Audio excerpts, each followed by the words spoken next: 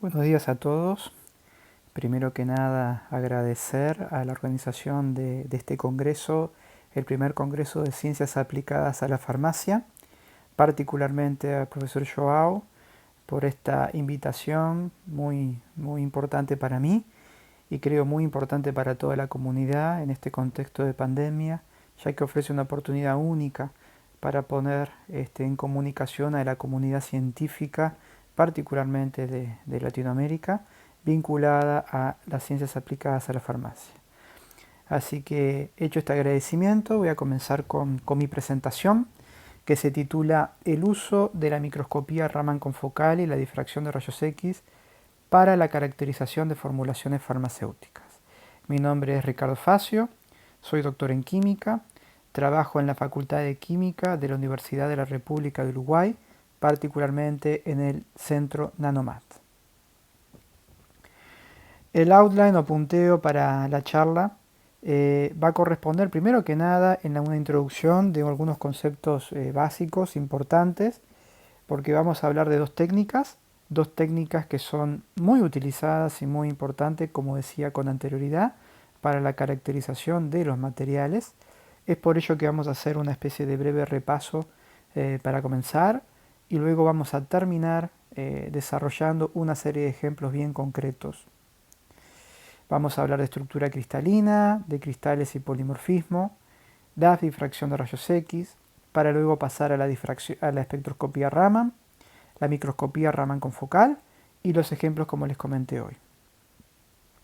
Para comenzar, en primera instancia vamos a necesitar definir lo que entendemos por un material cristalino, que son aquellos que se componen de átomos dispuestos en un modelo que se repite periódicamente en las tres dimensiones, lo que permite establecer lo que se conoce como orden de largo alcance. Aquí, en este caso, estamos viendo lo que sería un sistema que carece de orden de largo alcance. Puede haber algún patrón de átomos regular en un entorno muy cercano a cada uno de ellos, pero cuando me alejo a más de una posición, vemos que el orden no se mantiene. Por otro lado, tenemos sí un patrón totalmente periódico y regular, donde los átomos están, en este caso concreto del ejemplo, equiespaciados, es decir, a una misma distancia. Y bueno, aquí una situación intermedia en la que tenemos una especie de patrón ordenado, pero luego de cierta distancia cambia su orden, rota y demás. Lo que tenemos en este caso es un sólido denominado amorfo, que no tiene orden de largo alcance. En este otro caso tenemos un sólido monocristalino, tenemos un cristal único, un monocristal, y aquí tenemos un polvo policristalino, porque tenemos pequeños monocristales que están unidos entre sí, conformando lo que se conoce como una partícula, donde dentro de cada una de esas partículas podemos encontrar breves dominios cristalinos que tienen las características de un monocristal.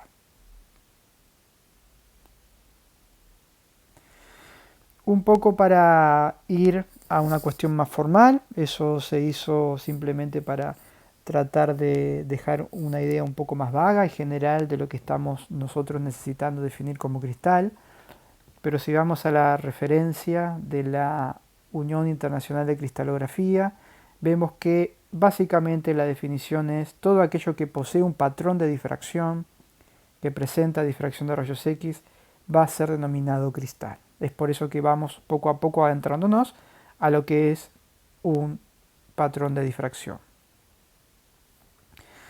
Para eso, para poder hablar de un sólido que es cristalino y que luego va a presentar un patrón de difracción, necesariamente tenemos que hablar de una celda unitaria, que es una unidad de construcción, es un bloque, es una especie de ladrillo. Mediante la operación de traslación, yo puedo definir uno de estos bloques, puedo entonces generar el orden tridimensional llenando todo el espacio en las tres direcciones.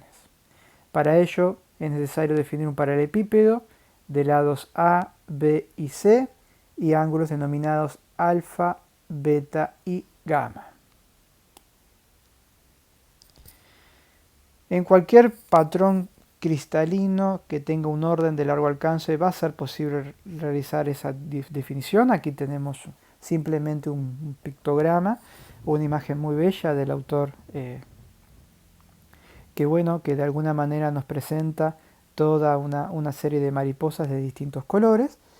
Y bueno, como estamos viendo aquí, yo siempre voy a poder definir un patrón. Acá hay determinados elementos de simetría que muy brevemente vamos a hablar a posterioridad.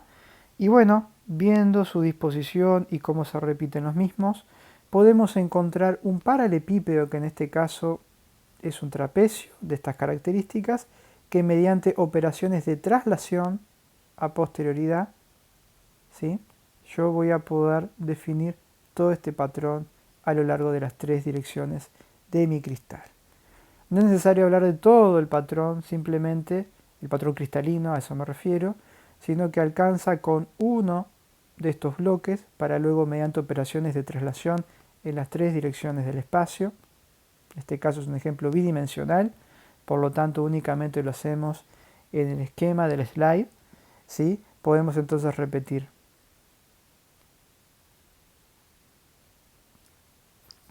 Esos paralelepípedos, esas celdas unidad, se van a clasificar en función de cuestiones geométricas y de la simetría en que pueden llegar a presentar. En este caso tenemos sistemas de más alta simetría, que sería el cúbico, dado que tienen todos los lados iguales y todos los ángulos 90. ¿Sí? Luego en el caso tetragonal tenemos que al menos dos lados tienen que ser iguales, el lado A y el B, y el C va a ser diferente, manteniendo todos los ángulos 90. Luego el ortorrómbico, en este caso todos los parámetros de red son distintos entre sí, manteniendo todos los ángulos 90. Y luego, bueno, variantes de simetría aún más baja, el caso hexagonal, que tenemos dos lados que, bueno, que son iguales entre sí y que se diferencian de un tercero que es C, dos ángulos son 90 y uno son de 120 grados. Luego tenemos una variante denominada trigonal, en el cual todos los lados son iguales, pero los ángulos son iguales, pero distintos a 90. El sistema monoclínico, en este caso todos los parámetros de red son diferentes, solamente dos ángulos son iguales a 90.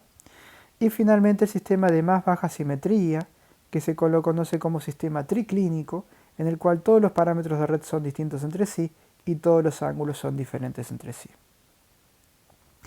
Estos sistemas cristalinos entonces son los que dan lugar a la clasificación de sistemas cristalinos, que son 7, y si a eso se le agrega simplemente es una operación de centrado que no voy a detallarme en cuestión, pero sí es importante nombrarlo para que lo tengan eventualmente presente. Permite definir 14 combinaciones independientes que se denominan retículos de Bravais. Entonces, yendo un poco como un ejemplo más concreto, aquí tenemos la molécula de, la molécula cristalina del ketoprofeno, y estamos viendo aquí cómo serían los parámetros de red de esa celda, la celda unitaria, que en este caso concreto engloba dos moléculas del ketoprofeno en el mismo. Esto está reportado, aquí tenemos los parámetros de red correspondientes a esa celda unitaria, que es triclínica, que bueno, tiene dos unidades moleculares como decía recién, y aquí está parte de la simetría que ese compuesto presenta.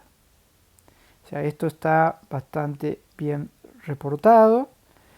Y bueno, cuando vamos a tratar de ver qué conexión puede tener o qué implicancia a nivel químico-farmacéutico la estructura cristalina de un determinado compuesto molecular, podemos ver uno de los ejemplos más emblemáticos, que es la carbamazepina, que es un fármaco anticonvulsionante. Tenemos aquí, por ejemplo, 4 formas diferentes en las cuales esta molécula se puede empaquetar para dar lugar a un cristal. Hay muchas formas más, al menos 14 hoy en día conocidas, pero simplemente en este caso nos vamos a limitar a 4 de ellas. Una de muy baja simetría, una de simetría mayor, una de simetría intermedia y otra de simetría similar a la anterior. ¿Pero qué diferencias tienen? Dependiendo del empaquetamiento que esta molécula tiene, la forma en la cual esta molécula se aproxima respecto a sí misma, va a ser luego importante para las propiedades físico-químicas que esto puede entender, porque si uno luego quiere disolver esta molécula, el solvente necesariamente tendrá que acceder a esos espacios más libres para finalmente poder disolver esta molécula. Por lo tanto, la primera consecuencia directa de todo esto es la disolución. Y aquí estamos viendo, en este caso, lo que es el perfil de biodisponibilidad de la droga en sangre, esto es concentración en plasma, a lo largo del tiempo, para tres ejemplos diferentes. Uno de ellos es la solución de carbamazepina, en el cual obviamente la molécula ya está disuelta, y la concentración en plasma obviamente que sería esperable la mayor a lo largo del tiempo. Por otro lado tenemos el ejemplo de la forma 1, esta que está acá, en la cual tenemos un perfil bastante superior en concentración en plasma, cuando se lo compara con la denominada forma 3, que está aquí abajo, o una variante de este cristal que tiene la presencia de agua. Entonces, dependiendo del cristal con el cual uno trabaje, las propiedades físico-químicas del fármaco van a cambiar. Y en el caso concreto de la carbamazepina, tiene un rango de acción muy acotado. Es problemático para la salud del paciente que estemos con un perfil de solución muy alto o muy bajo.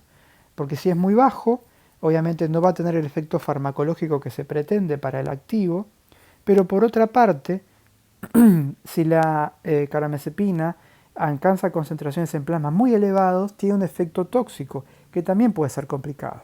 Por lo tanto, para la industria farmacéutica es muy importante controlar la forma cristalina con la cual se está preparando la formulación, porque puede tener consecuencias muy importantes para el paciente. Es ahí donde entra la cristalografía y la difracción de rayos X, como vamos a ver, como una herramienta fundamental para entender los procesos físico-químicos luego que se van a dar con el mismo. Entonces, como les decía, yo puedo tener un determinado elemento químico, puedo tener una determinada molécula y van a aparecer diferentes formas en las cuales él se puede ordenar en el espacio, dando lugar a diferentes cristales para ese compuesto o elemento químico. El ejemplo más emblemático de todos podría ser el carbono, que es el elemento químico carbono, que dependiendo de cómo se estructure y se dé lugar la concatenación con otros átomos a lo largo del espacio tridimensional, puedo tener algo tan bello y brillante y duro como es el diamante, o algo tan oscuro, sucio, preto, como es el grafito, con propiedades bien diferentes. El elemento químico es el mismo, pero las propiedades físico-químicas son diferentes. Y no necesariamente tenemos que ser un ejemplo tan rebuscado como puede ser el carbono, podemos ir a un lado, a un extremo muy diferente, como puede ser el agua. El agua, cuando se ordena, lo hace a una temperatura baja, cercano en condiciones de presión ambiente del 0 grados Celsius. Vamos a ver que se va a formar el hielo. El hielo justamente es la forma cristalina del agua, pero si uno estudia en detalle la forma en la cual las moléculas de agua se van ordenando entre sí al estado cristalino, podemos ver que hay diferentes formas. Los copos de nieve, para aquellos lugares donde la gente puede tener nieve, en Uruguay no nieva, pero bueno, muchos lugares de los que seguramente estén escuchando esta charla han visto nevar en sus lugares o habrán visitado alguno, podrán ver que los copos de nieve tienen diferentes formas y la forma diferente de esos copos de nieve se atiende en gran forma también a la forma en la cual el cristal de hielo se conforma. Hoy en día sabemos que existen 15 formas cristalinas diferentes, 15 cristales diferentes para el agua, que bueno, dependiendo las condiciones de temperatura, de humedad, presión, nucleación, es que se puede obtener cada uno de ellos. Imagínense esto, un proceso productivo de fármacos en las cuales las condiciones de humedad, las condiciones de presión y temperatura pueden dar lugar a procesos similares a este. ¿Y cuál sería el problema de tener distintos cristales para un determinado fármaco? En principio ninguno, pero si las propiedades físico-químicas, por ejemplo, poder de disolución o biodisponibilidad, son diferentes, entonces ahí puede haber un problema. O sea, es importante la molécula, pero también es importante la estructura cristalina, el estado sólido que presenta el mismo. Así que, ¿qué es el polimorfismo? Es todo esto que estamos hablando hasta ahora.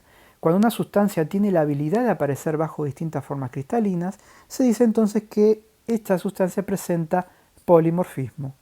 Ejemplo, los 15 cristales conocidos del agua. En realidad serían 15 polimorfos para la molécula de agua. De la misma forma de los 4 ejemplos que mostré para el caso de la carbamazepina, que en realidad son muchos más. De vuelta, recuerden que yo simplemente mostré un subconjunto del total de cristales que hoy en día se conocen para la carbamazepina. El concepto de polimorfismo es importante, cada día se arraiga más, tanto para las USP y demás referencias para los organismos de referencia regionales de distintos países. Bueno, el concepto de polimorfismo ha en realidad incorporado otro tipo de variantes. Estrictamente hablando, cuando uno habla de polimorfos hay una única molécula en la cual esa misma molécula tiene la posibilidad de arreglarse, de acomodarse en formas diferentes. Acá tenemos una misma molécula con dos arreglos, entonces da lugar al polimorfo A y al polimorfo B. Pero ¿qué pasa si yo a esta molécula le adiciono un determinado acompañante, que puede ser una sal, puede ser un solvato, si es un solvente, puede ser agua o puede ser otra molécula? Eso va a dar lugar a una serie de procesos o denominados comúnmente pseudopolimorfos,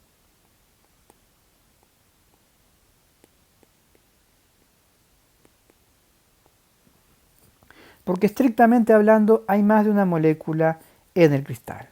Cuando esa otra molécula es un contraión, a ese pseudopolimorfo más comúnmente se le va a llamar sal. Cuando es simplemente una molécula de solvente, DMF, DMFO, etc., eso se va a llamar un solvato. Cuando el solvente en particular es agua, a ese cristal se le va a llamar hidrato.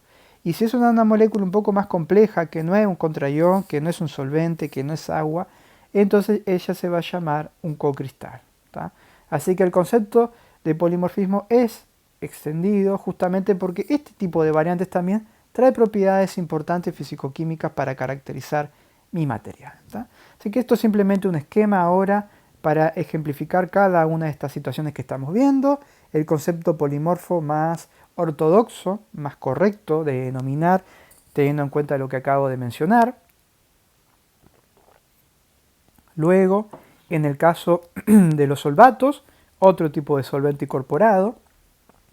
Si simplemente tenemos un arreglo electrostático, la presencia de un ion cargado, acá voy a dar lugar a una sal.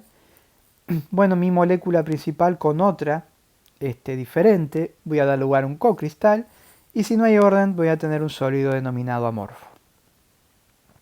Esto, como decía, tiene consecuencias importantes. Diferentes polimorfos de un principio activo pueden tener distintas propiedades fisicoquímicas, llámese solubilidad, temperatura de fusión, dureza.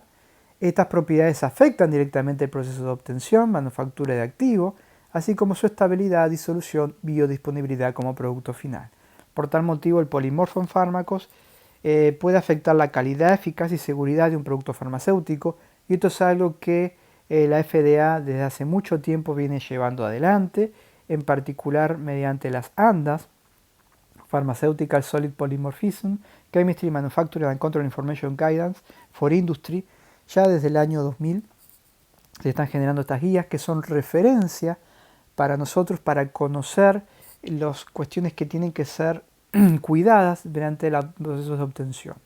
Aquí se establece que hay muchos métodos que pueden ser utilizados para caracterizar los polimorfos farmacéuticos, pero la demostración unívoca de la no equivalencia cristalográfica de dos sustancias es a través de la difracción de rayos X de monocristal, que vamos a verlo a continuación. Pero en particular vamos a ver que hay otros métodos que pueden ayudar justamente a dilucidar esta cuestión. Entonces, ¿qué es la difracción de rayos X? Bueno, es una de las herramientas más importantes con la que contamos nosotros para conocer la estructura cristalina de estos materiales. Para ello el esquema de trabajo es muy simple. Es necesaria una fuente de rayos X, un sistema óptico que permita iluminar mi cristal a esta radiación.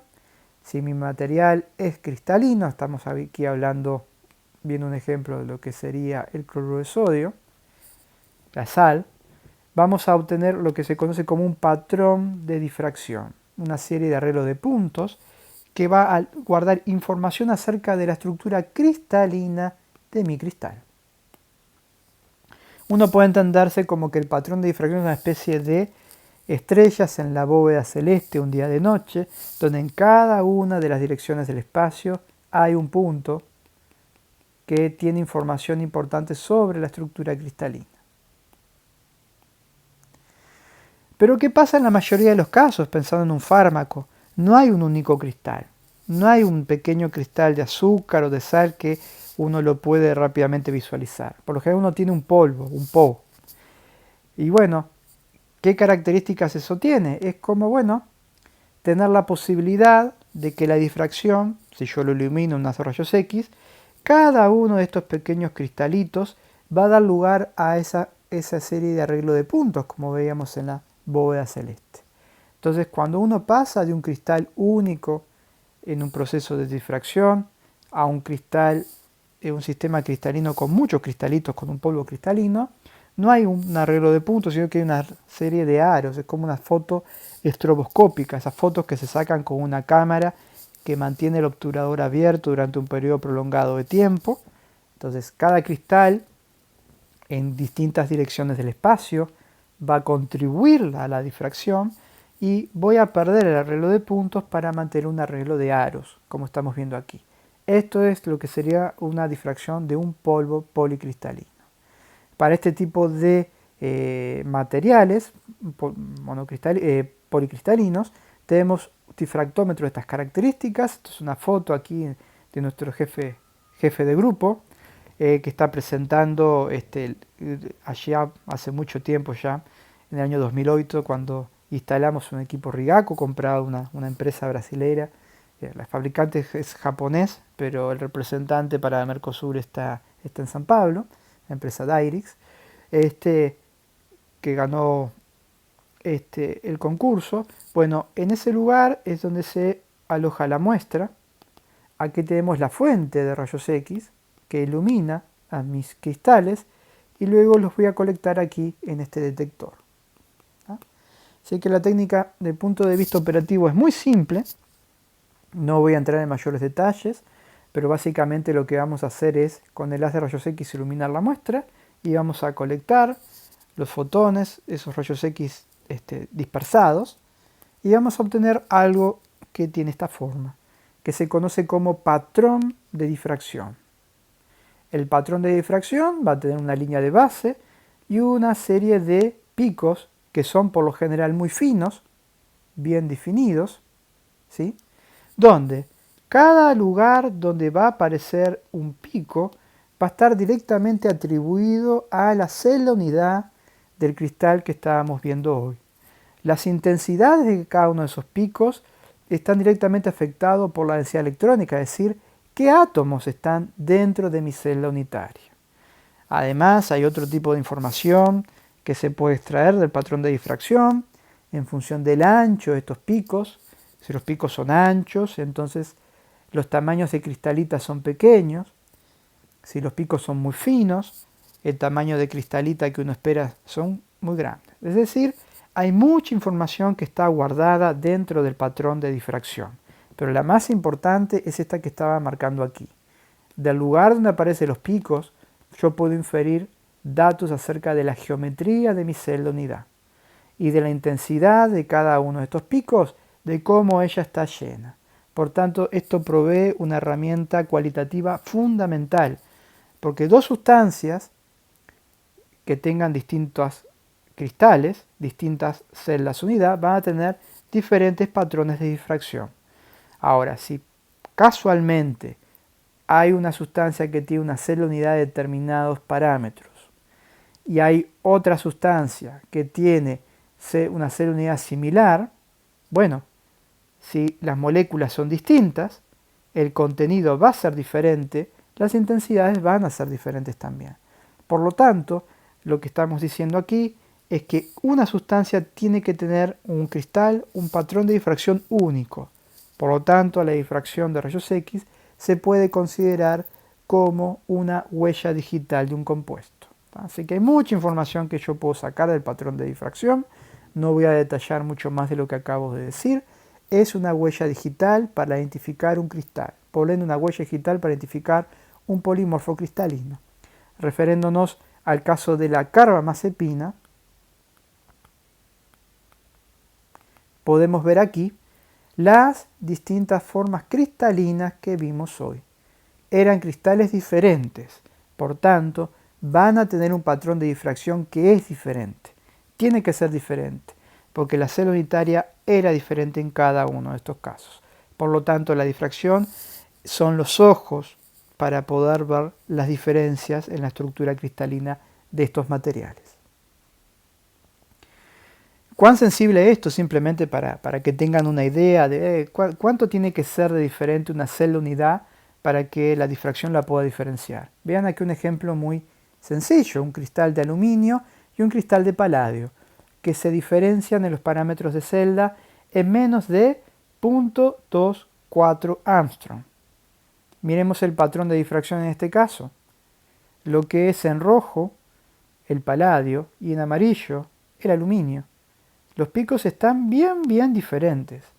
O sea, esto son medidas de ángulo de la medida del patrón de difracción.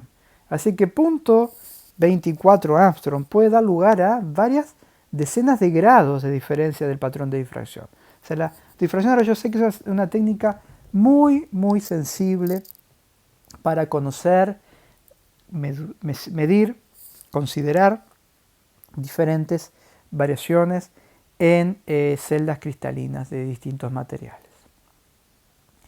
Se puede también hacer un análisis cuantitativo. Yo puedo identificar una sustancia en función de la presencia de sus picos, pero también yo puedo ir adicionando distintos patrones de difracción a el global que uno va midiendo, y por lo general hay una cuestión aditiva. El patrón de difracción de una sustancia A más un patrón de difracción de una sustancia B se puede utilizar para conocer las concentraciones de ambas sustancias. Eso mediante términos de ajuste como métodos de Rietveld, no los voy a detallar pero se pueden hacer, y uno puede cuantificar la fracción cristalina de una sustancia y la otra. Hay muchas bases de datos con las que uno puede contar, donde están prácticamente descritos y referenciados todos los materiales que se han medido hasta el momento o que se ha resuelto su estructura cristalina. Por tanto, es muy fácil, luego de haber obtenido un patrón de difracción, en un grupo que tenga justamente este tipo de tecnología, conocer rápidamente el contenido del mismo. Información que está muy bien referenciada de cada uno de esos patrones. Entonces uno colecta este patrón de difracción, va a la base de datos y va a poder encontrar rápidamente, como estamos viendo aquí en el caso superior, un patrón de difracción experimental colectado en nuestro laboratorio, y rápidamente abajo lo que se encuentra en la base de datos como SEARMATCH, buscar y encontrar, que corresponde perfectamente arriba y abajo. Esto es el experimental y esto es la referencia de la database en la que yo puedo identificar la composición de cada uno de estos elementos. Aparte de conocer, como decíamos hoy, la estructura cristalina de un determinado material, hay otro tipo de información que es relevante, que la voy a nombrar aquí, porque va a ser uno de los ejemplos que vamos a describir al final de esta charla, esta palestra, que es justamente el ensanche de estos picos. Acá estamos viendo cómo el ancho de los picos, el preto y el rojo, son diferentes. Cuando hay una reducción en el tamaño de la cristalita, ¿se acuerdan hoy cuando hablábamos el dominio cristalino? Cuando el cristal es más pequeño, y está por ejemplo en este caso en el entorno de los 30 nanómetros, podemos ver que el pico es más ancho. Cuando el tamaño cristalino está en el entorno de 150 nanómetros, el pico es más fino. Hay una relación inversa entre el ancho del pico y el tamaño de dominio cristalino. Esto es muy importante para caracterizar nanomateriales. La difracción nos da elementos adicionales para poder conocer estos nanomateriales. Hay una relación inversa, como decíamos hoy. Esto es el ancho del pico, el width, y el tamaño de dominio cristalino que estamos viendo acá. Esto se conoce como expresión de Scherrer, que nos permite estimar de muy buena forma el tamaño de dominio cristalino. Así que bueno, con esto básicamente se introdujo la importancia que tiene la difracción para caracterizar materiales cristalinos. Vamos ahora a una técnica complementaria que es diferente, pero que nos va a ayudar mucho a entender otros tipos de formulaciones farmacéuticas. Y es una técnica muy utilizada que se denomina microscopía Raman confocal. Primero que nada, esto es una técnica espectroscópica. Esto implica conocer cómo son los modos vibracionales de las moléculas, modos vibracionais, en portugués, que bueno, que es algo típico. Esto es un ejemplo muy elemental de la física. Cuando yo tengo dos masas unidas por un resorte de constante K, esto tiene una determinada frecuencia vibracional. Si esto yo lo interpreto desde el punto de vista químico, en vez de hablar de una masa 1, hablo de un átomo de carbono, enlace simple y un átomo de carbono. Acá tenemos una determinada constante de elasticidad y tenemos dos masas, masa 1 y masa 2, carbono y carbono. Bueno, la vibración se va a dar en un determinado lugar. Va a haber una frecuencia vibracional que está directamente vinculada al tipo de átomo y el tipo de enlace. Si yo mantengo los átomos de carbono, pero ahora quiero, por ejemplo, entender qué es lo que ocurre con un enlace carbono-carbono doble, vamos a ver que las masas se mantienen, pero la constante de elasticidad va a ser diferente, va a ser mayor, porque el enlace doble es más duro que el enlace simple. Entonces la frecuencia tiene que ser superior, la frecuencia va a aumentar. Y si voy a un ejemplo de carbono-carbono enlace triple, por el mismo ejemplo, esa frecuencia tiene que subir. Es decir, que la ubicación de la frecuencia del modo vibracional es también un indicador de las características de los grupos funcionales químicos que puede presentar una molécula. Si me voy a otro ejemplo, carbono-hidrógeno, acá el enlace es simple, pero tengo dos átomos distintos. Si yo mantengo el enlace simple, pero ahora voy modificando la masa del átomo con el cual el carbono se enlaza, deuterio, carbono, vamos a ver que la constante de elasticidad es más o menos la misma, pero lo que cambia es la masa ahora. El hidrógeno es más liviano que el deuterio y es más liviano el deuterio que el carbono. Por lo tanto, viendo aquí la relación entre la constante de elasticidad y la masa reducida de mi sistema, cuando voy hacia abajo, estoy aumentando la masa reducida. Por tanto, la frecuencia del modo vibracional tiene que reducirse. Entonces, nuevamente, puedo identificar un cierto grupo funcional químico dado el lugar donde se va a dar la frecuencia del modo vibracional. Esto es una técnica muy utilizada desde hace mucho tiempo para identificar moléculas, sus grupos funcionales. Estamos viendo aquí dos ejemplos. En el caso superior, un espectro infravermelho, infrarrojo, y en el caso inferior, el espectro Raman. Los lugares donde aparecen las vibraciones son las mismas, porque estamos viendo el mismo fenómeno vibracional. Lo que va a cambiar son las intensidades que uno colecta, porque el proceso físico asociado a cada espectroscopía es diferente. Pero el lugar, la frecuencia a la cual se da el pico, tiene que ser la misma.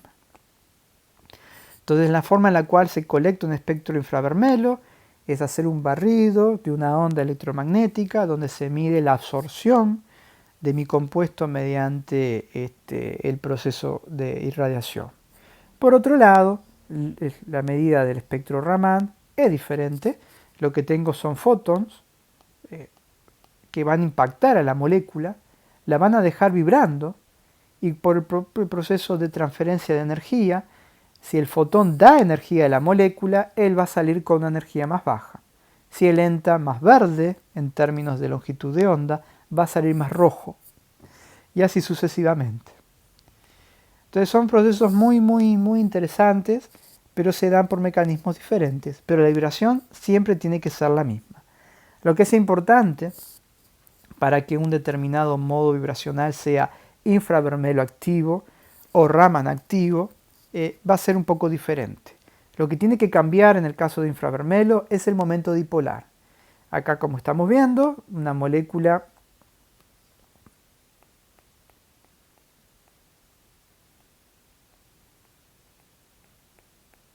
como estamos viendo aquí, por la simetría que no tiene aquí no hay dipolo molecular, no hay dipolo químico. Por tanto, no va a haber modificación, por lo tanto, no va a haber señal infrarroja, infravermelha. Lo mismo va a acontecer en este tipo de variante molecular, porque, como estamos viendo aquí, no hay cambio de asimetría de la molécula. No hay dipolo, por lo tanto no hay señal infravermelho. Ahora, en este tipo de cuestiones, como estamos viendo aquí, podemos ver que en este desplazamiento molecular hay una generación de un momento dipolar, de un dipolo, y entonces sí va a haber señal infravermelha. Lo mismo que estamos viendo en esta situación. ¿Cuándo vamos a dar cuenta de un proceso Raman? Si bien no hay modificación del dipolo, lo que es importante para el Raman es la polarizabilidad electrónica. Es decir, cuando yo tengo una nube de electrones y ante la presencia de un campo eléctrico, esa nube electrónica tiene que tener la posibilidad de polarizarse, modificarse. Cuando esto se da lugar, como consecuencia del modo normal de vibración, la molécula va a ser Raman activa. Estamos viendo acá que si bien no hay un cambio en el dipolo, sí la nube electrónica es más compacta, cuando están más juntitos los átomos, y está más estirada cuando están más separados. Entonces la nube electrónica tiene diferencias en su polarizabilidad. Por tanto, ella va a ser Raman activa. Esa es la razón por la cual, como estábamos viendo hoy, había diferencias en las intensidades Raman e infravermelha, porque atienden a procesos físicos de excitación diferentes, más allá de que la vibración es una sola. No voy a entrar en más detalles de eso porque no hace mucho la cuestión y quiero ir directamente a los ejemplos de este tipo de técnica para entender el comportamiento de los materiales al mismo y qué información podemos sacar de ellos.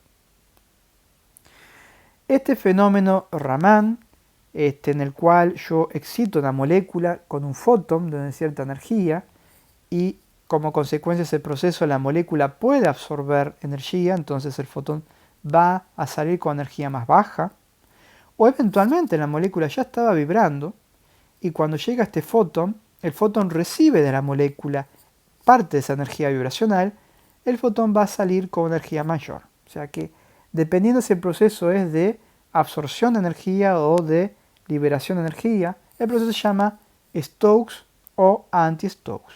Por lo general, el proceso más estadísticamente más frecuente va a ser el proceso de absorción de energía, por tanto, es por lo general un proceso que va a tener más intensidad.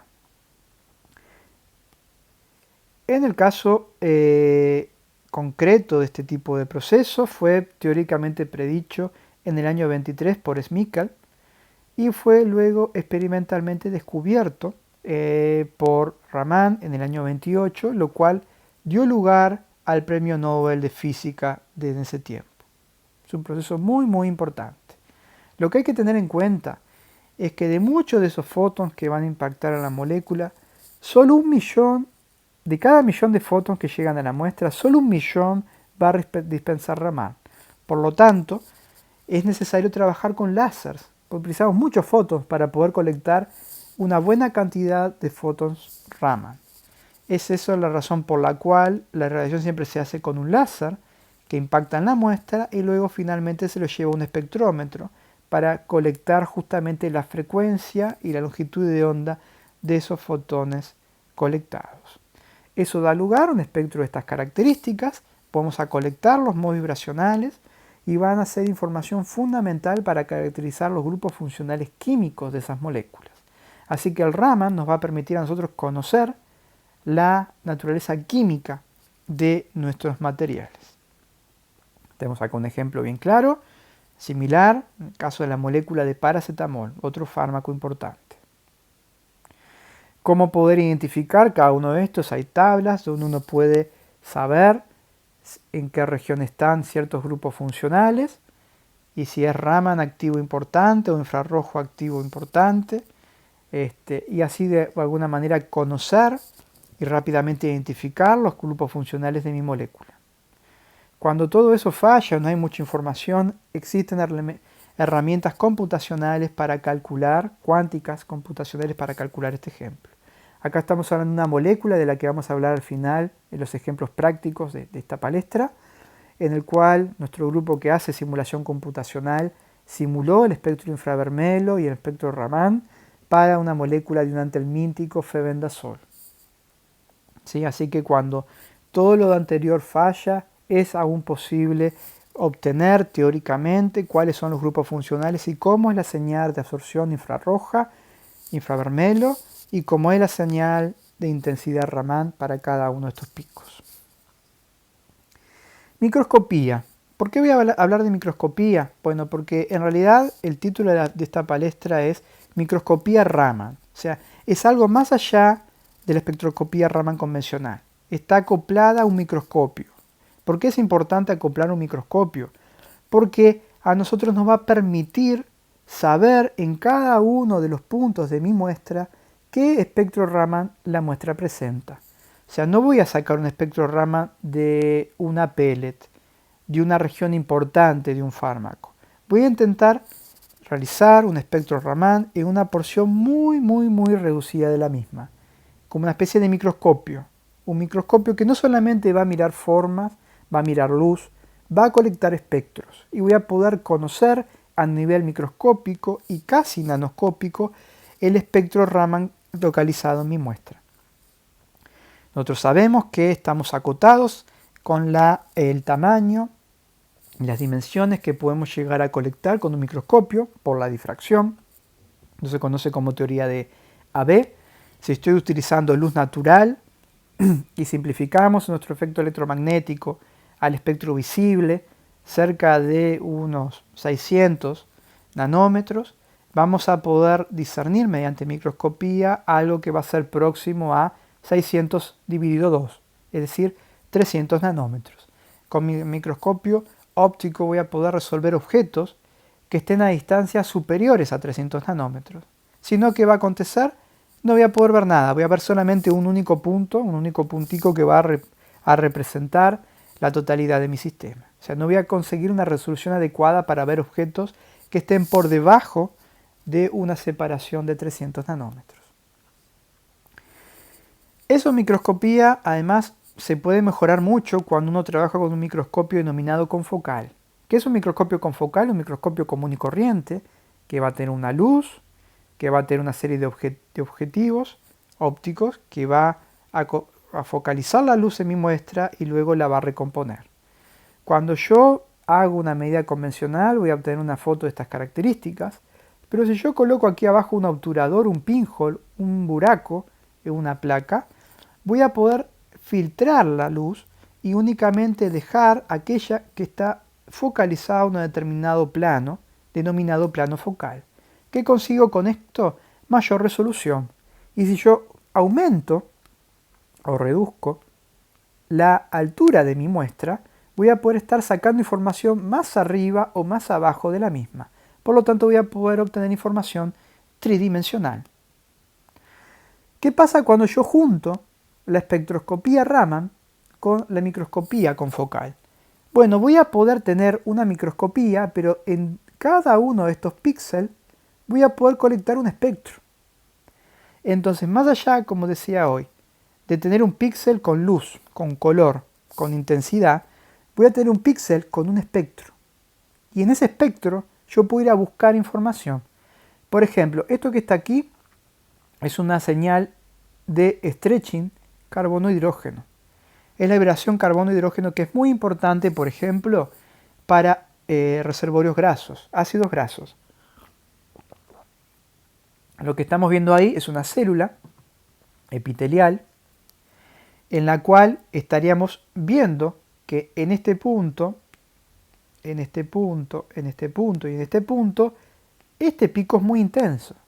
Estamos viendo los reservorios lipídicos de esta célula.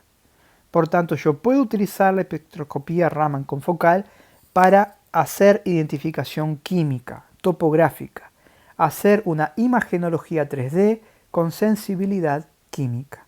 Todo eso gracias a el acoplamiento de un microscopio con un espectrómetro Raman. Así que ese es básicamente el esquema. Tengo un microscopio confocal en el cual voy a acoplar el generador de fotones, el láser, con una fibra óptica que viera mi muestra, y luego mediante el microscopio, finalmente con otra fibra óptica voy a llevar un espectrómetro. O sea que tengo un microscopio metido en el medio del esquema espectroscópico del Raman. Y aquí tenemos una imagen de nuestro microscopio Raman confocal, que es un microscopio de marca Vitek, alemán, Alpha 300 RA, que aparte de hacer Raman, puede hacer FM. Estamos viendo acá como un láser verde está iluminando la muestra y estamos realizando nuestra espectroscopía. ¿Qué características tiene esto? Que en principio el ensayo no es destructivo, puedo realizar una identificación química directa de mi material, conocer propiedades de materiales, no es necesario ningún tipo de preparación de la muestra, puedo medir sólidos cristalinos, sólidos amorfos y también líquidos, incluso en solución acuosa a diferencia de infravermelho. Puedo detectar información tridimensional, podemos hacer, porque tenemos una cámara para realizarlo, estudios de variación de temperatura y, como decíamos hoy, combinación con otras técnicas de microscopía, como van a poder tener la oportunidad ustedes de hablar de un microscopio de fuerza atómica. Así que bueno, ¿qué aplicaciones esto nos puede realizar? Bueno, acá tenemos un ejemplo bien emblemático. Esto es una tableta de aspirina, ácido acetil salicílico, ¿sí?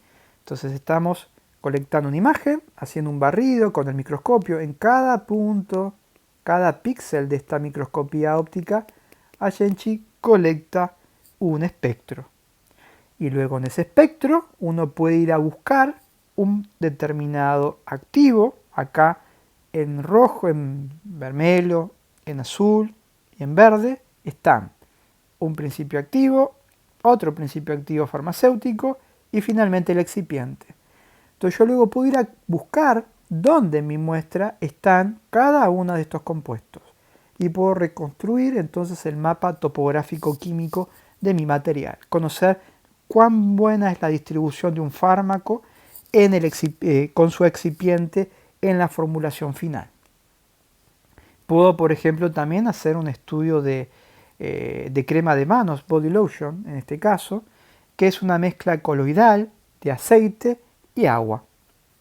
Entonces, algo muy interesante de Raman es que la señal acuosa aparece como una gran banda en esta región, de 3000 a 3900 centímetros a la -1.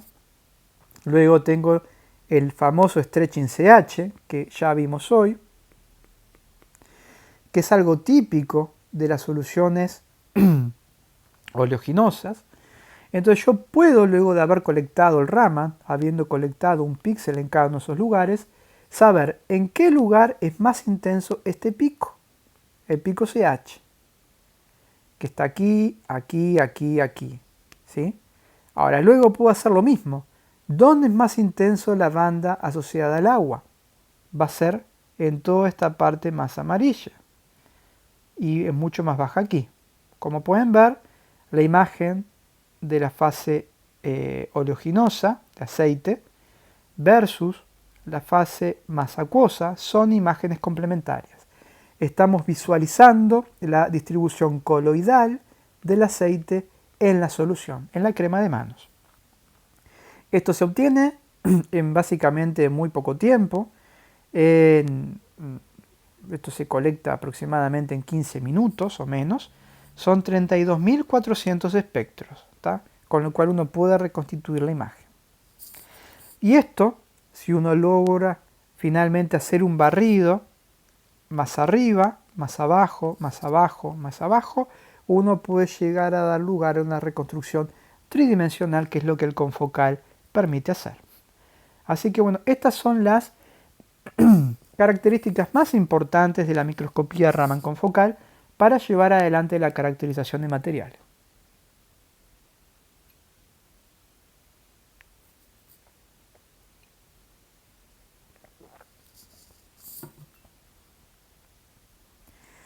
Nuestro primer ejemplo, yendo al caso concreto de cómo esto puede ser aplicado en fármacos, nuestro grupo de trabajo tiene experiencia en brindar servicios a la industria. En este caso concreto, la consulta que se nos había dicho fue un laboratorio farmacéutico en Uruguay, presentaba dos formulaciones, A y B. Y ellos querían saber si ambas formulaciones tenían el mismo principio activo. Entonces, ¿cómo es una estrategia de trabajo convencional para poder conocer esta información? Bueno, primero que nada, realizar difracción de rayos X. Difracción de rayos X es una huella digital. Si la muestra es cristalina, va a tener un patrón de difracción y rápidamente lo voy a poder identificar.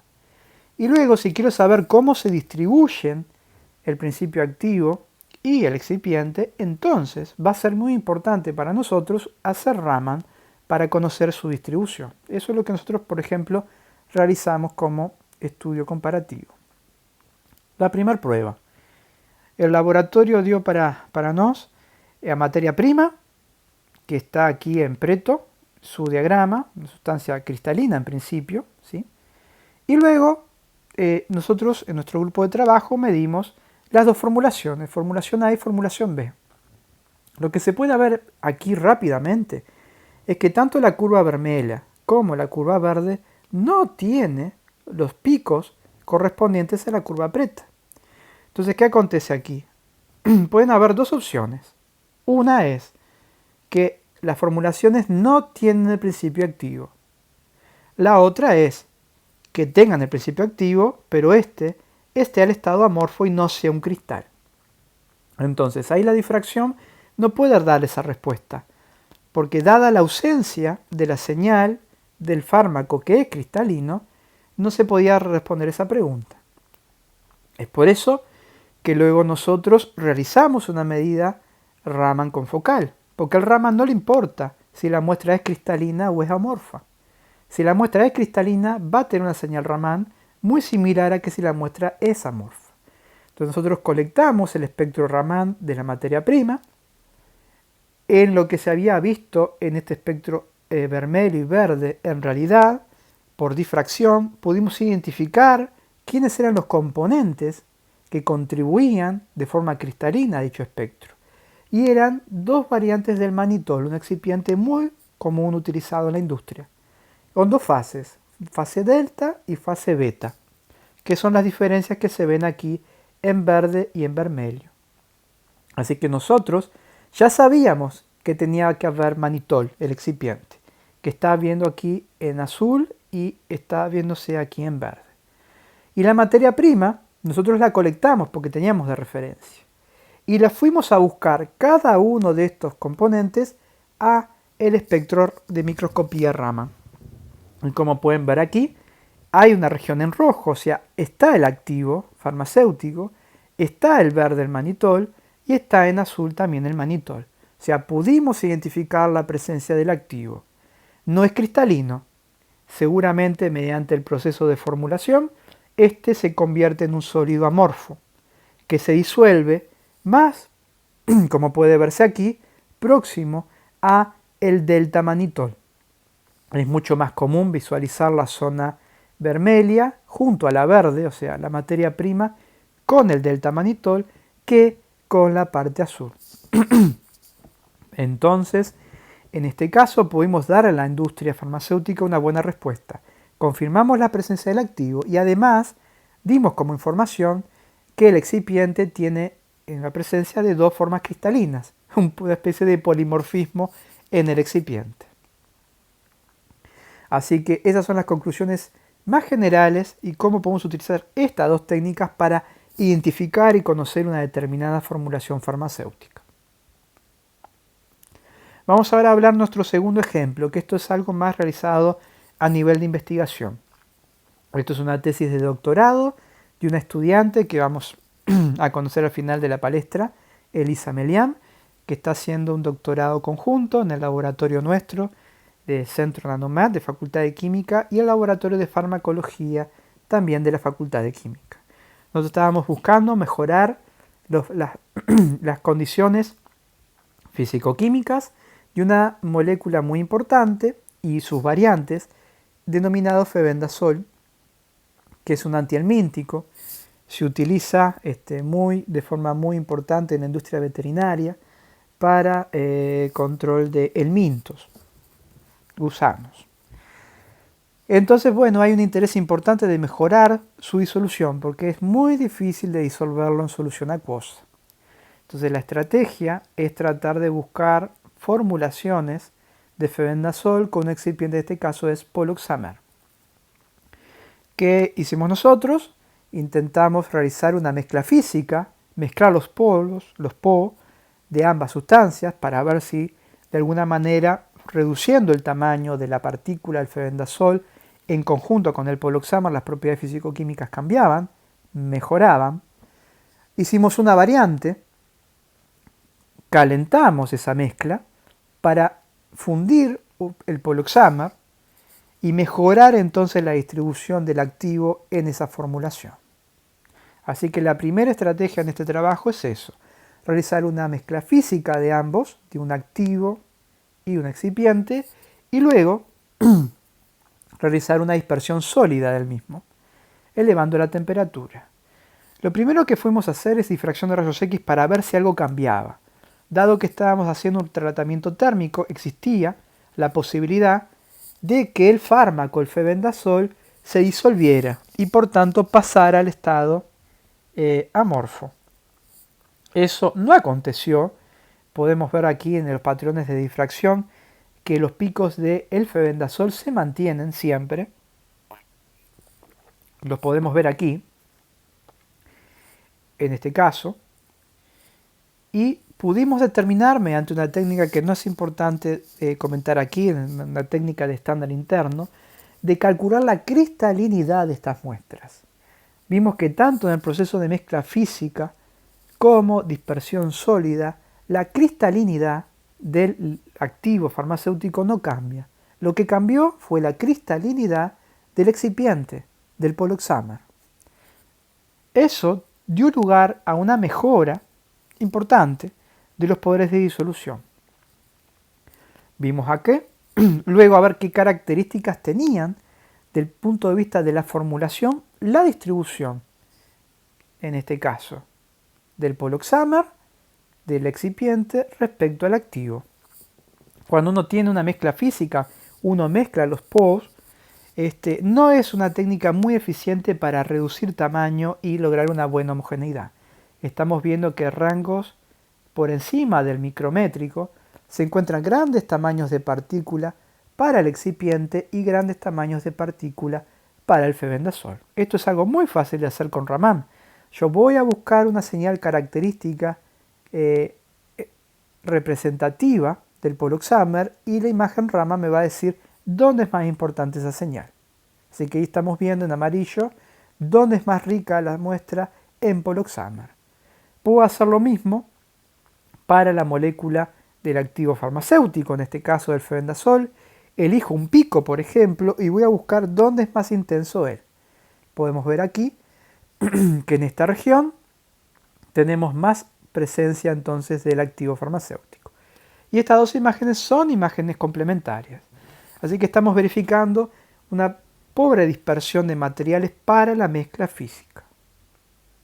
Ahora bien, cuando yo doy lugar a un proceso de dispersión sólida, podemos ver que en el proceso de fusión el excipiente se dispersa mucho mejor y consigue también reducir el tamaño de partícula del activo farmacéutico. Estamos viendo que el tamaño, en este caso, era grande para el caso del activo farmacéutico y acá claramente es más pequeño. Estamos viendo aquí que en este lugar esta señal es mucho más intensa, la señal atribuible a el activo farmacéutico.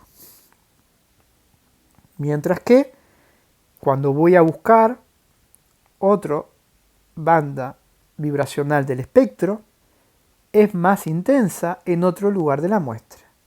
¿Qué conseguimos con esto? De alguna manera verificar la reducción del tamaño de partícula del activo farmacéutico y de esta manera mejorar la distribución del mismo en la formulación, sin perder cristalinidad. La cristalinidad de la molécula del febendazol permanece constante, lo que está cambiando es el excipiente y eso tiene propiedades físico-químicas importantes. Uno creería, en primera instancia, que como consecuencia del proceso térmico que se da en la dispersión sólida, uno debería disolver o llevar el estado amorfo a la molécula del activo, pero no fue así. Así que la molécula del febendazol retuvo su cristalinidad y mejoramos la distribución de las partículas del febendazol en la matriz en la dispersión sólida, reduciendo su tamaño de partícula. Por tanto, esto que en principio no era evidente, fue posible de ser confirmado mediante las dos técnicas, mediante la técnica de difracción de rayos X y mediante la técnica principalmente de la microscopía Raman confocal. Así que la clave no fue la reducción de la cristalinidad del activo, sino del excipiente. Esto fue un trabajo publicado hace un par de años, aquí está la cita del paper, Journal Pharmaceutical Innovation, por parte del grupo. Como decíamos hoy, la estudiante que es Elisa Melian y bueno, nosotros como integrantes del equipo. Este trabajo de Elisa ha ido avanzando porque nuestra intención es tratar de extrapolar esta metodología de trabajo a otras formulaciones, a otros fármacos que tienen incluso poderes de disolución mucho peores. En este caso volvimos a tomar como ejemplo la molécula del fármaco febendazol, pero en este caso intentando ir más allá, realizando la formación de nanocristales. ¿Cómo se procede a la obtención de nanocristales? Muy similar al caso anterior. Yo puedo hacer una mezcla de polvos, hacer una dispersión sólida del febendazol junto al poloxamer, hacer un proceso de mortereado húmedo, un wet milling, y luego realizar un secado rápido mediante spray drying. Acá estamos viendo cómo son los cristales, ¿sí?, del febendazol originales, con tamaño bien por encima del micrón, y el resultado final del proceso de obtención de nanocristales luego del spray drying, reduciendo claramente el tamaño de los mismos, generando así pequeños nanocristales para esta dispersión. Bueno, nuestro objetivo en este trabajo fue evaluar las características físico-químicas de esta nueva formulación. Un detalle importante a tener en cuenta es que nuevamente, cuando uno realiza difracción de rayos X, acá está viendo el patrón de difracción de la muestra comercial, que como vimos hoy, tienen cristales bien grandes. La muestra es bastante cristalina. Cuando uno lo compara con la muestra física, no había cambios. Esto fue el trabajo que mostramos hoy. Pero si ahora yo estudio el ejemplo de los nanocristales formados, sigue habiendo evidencia de formación de nanocristales. El material es cristalino, los picos son un poquito más anchos, es decir, hay una reducción de tamaño de dominio cristalino. Lo vimos hoy cuando hablamos de difracción, el pico se vuelve ancho y eso es una señal de la reducción del dominio cristalino del material. Es un buen indicio de que se están formando nanocristales, pero tienen su orden. O sea, no es un sólido amorfo, es un sólido cristalino de tamaño reducido. Esa es la información entonces que sacamos mediante la difracción. Cuando vamos a analizar ahora, del punto de vista topográfico químico, cómo se distribuye el fármaco y el excipiente, logramos un resultado muy interesante. Vemos aquí arriba un resultado similar a lo que habíamos visto hoy para el caso de la mezcla física. Cuando uno mezcla polvos, uno encuentra grandes regiones del excipiente, el poloxamer, y grandes regiones del activo, el febendazol.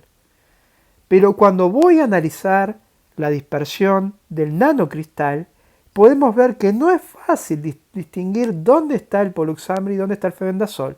Es prácticamente una mezcla única, una mezcla íntima, al menos por debajo del límite de detección del microscopio, por debajo de los 300 nanómetros como vimos hoy. O sea, lo que estamos verificando con esto es que efectivamente estamos en presencia de nanocristales. Y la dispersión de estos nanocristales en el medio del excipiente es mucho mejor alcanzada por la dispersión sólida que hemos visto en el trabajo del ejemplo 2. Así que, de hecho, no podemos siquiera diferenciar en todos los lugares de la muestra. El espectro Raman es único. Es simplemente una suma del azul y del rojo, mostrando claramente la homogeneidad a lo largo de la muestra. Esto que está acá arriba es una foto óptica de un microscopio y en este cuadrado vermelho es de donde se sacó esta imagen y se sacó esta imagen. Así que claramente estamos identificando las características topográficas químicas para este tipo de material. Y vamos a lo más importante, porque desde el punto de vista del entendimiento del material, obviamente que para nosotros es importante, pero es relevante para el punto de vista de la aplicación o su desarrollo industrial.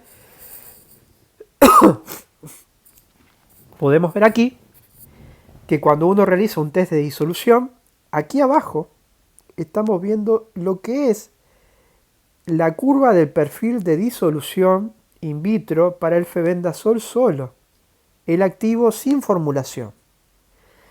Vemos cómo con un proceso de simplemente suspender en solución el febendazol, en solución acuosa, mejora un poco, no es mucho.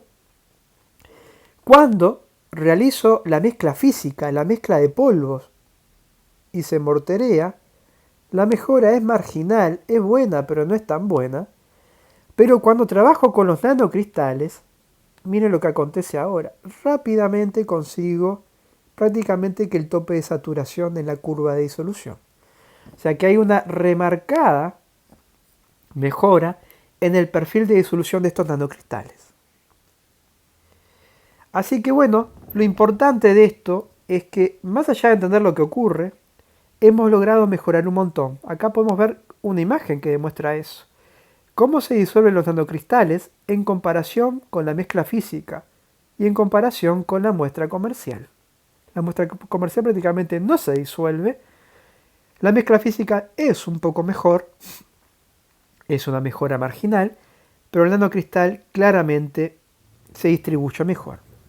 Y lo que nosotros conseguimos explicar mediante el uso de estas técnicas de caracterización al estado sólido es que hemos obtenido nanocristales, que el activo farmacéutico es aún cristalino, lo que estamos reduciendo es el tamaño de ese cristal. Y estamos reduciendo la cristalinidad del excipiente farmacéutico, del poloxamer en este caso.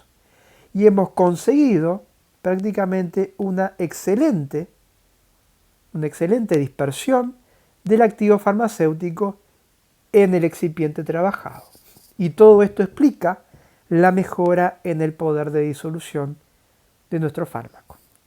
Este trabajo, que como les dije hoy, es parte de la tesis de Lisa Melian, fue recientemente aceptado para su publicación en Pharmacy and Technology, que no solamente lo hemos aplicado esta tecnología para este fármaco, sino también para una variante, un novel híbrido farmacéutico, es una modificación molecular del caso anterior, es una nueva molécula que tiene los mismos problemas que el febendazol.